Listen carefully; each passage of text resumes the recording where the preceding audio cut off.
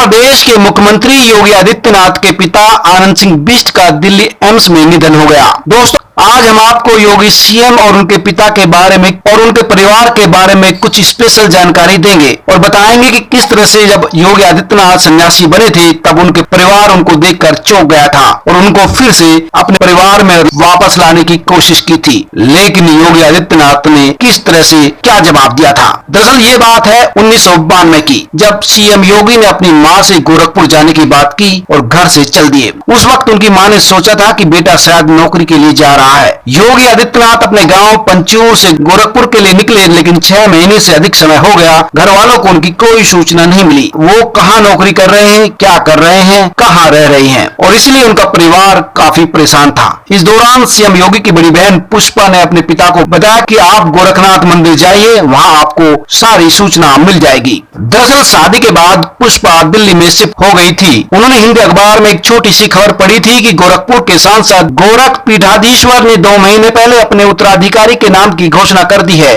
और उनका नाम है योगी आदित्यनाथ और वो पौड़ी के रहने वाले हैं। ये जानकारी मिलने के बाद सीएम योगी के पिता गोरखपुर के लिए चल दिए। गोरखपुर पहुंचते ही वह सीधे गोरखनाथ मंदिर पहुंचे। वहां पहुंचते ही उन्होंने देखा कि एक भगवा धारण किए हुए लड़का जिसका सर मुड़ा हुआ था, फर्श की सफाई का मुआयना कर रहा था। जब वह उनके पास देखे तो हकीकत समझ में आई। उन्होंने देखा कि ये तो उनका बेटा ही है। अपने पुत्र को सन्यासी के रूम में देखकर वो अवाक रह गई। उन्होंने इसकी कल्पना भी नहीं की थी। उनके अंदर का पिता जाग उठा। उन्होंने कहा, ये क्या हाल बना रखा है, चलो यहाँ से तुरंत। सीएम योगी अपने पिता को अचानक देखकर हैरान रह गए थे, लेकिन उन्होंने अपनी भावनाओं पर किसी तरह से काबू किया और पिता को मंदिर स्थित कार्यालय में ले गई। उस समय महंत अवैधनाथ कहीं बाहर गए हुए थे।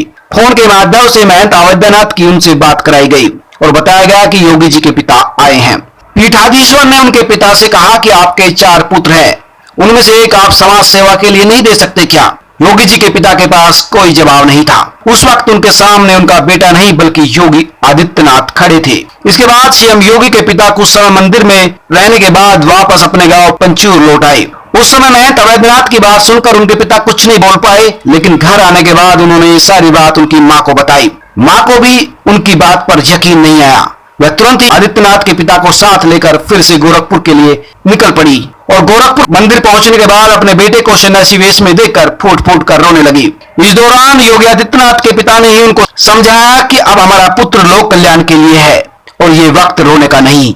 योगी आदित्यनाथ भी माता पिता का हाल देखकर भावुक हो गई, लेकिन उन्होंने अपने मन को स्थिर रखा और मन के ज्वार को रोके रखा।